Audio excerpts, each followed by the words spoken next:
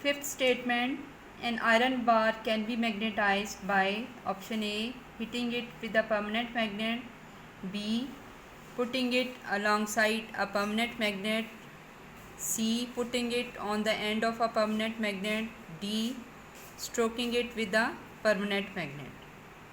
Correct option is D, stroking it with a permanent magnet. Question number 2, true or false? First statement, any metal alloy that contains iron will make a good permanent magnet. This statement is true. Second, a compass held near to a wire carrying an electric current will always point north. This statement is false.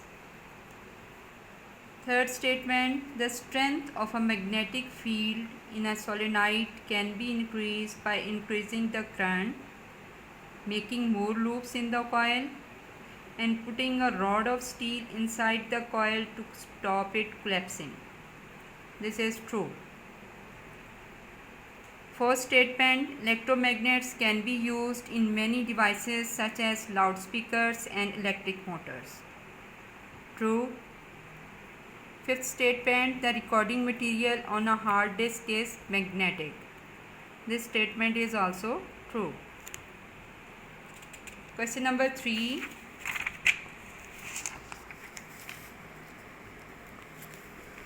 A student has a magnetic compass. He also has 3 metal bars painted to look the same. One is copper, one is unmagnetized iron, and other is permanent magnet. Describe how he can find out which bar is magnet. Beta, what student have to do?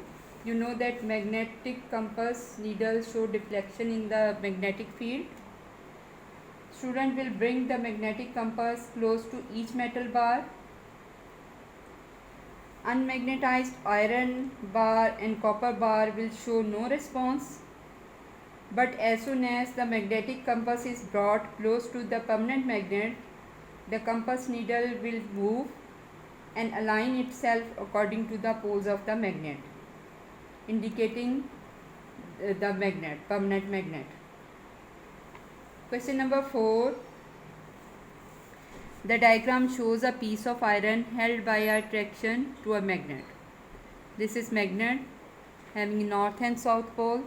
This is the piece of iron that is attracted by the magnet, and this magnet has induced magnetism in this piece of iron.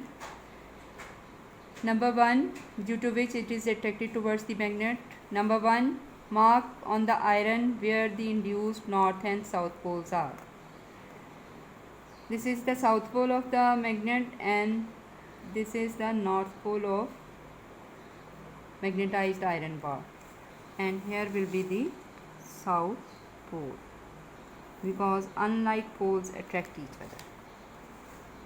One theory of magnetism uses the idea that iron contains tiny molecular magnets which can line up in magnetic fields.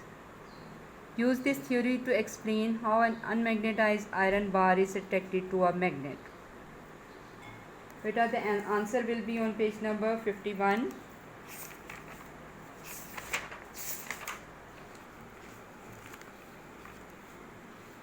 You can mark the answer from this. Inside a magnetic material like iron, the molecular magnets can line up in a group called domain. Skip this sentence. The diagram shows how domains are randomly arranged in a piece of unmagnetized iron, and start again from here. Domains are sensitive to magnetic field up to this, including this diagram also. Question number 5.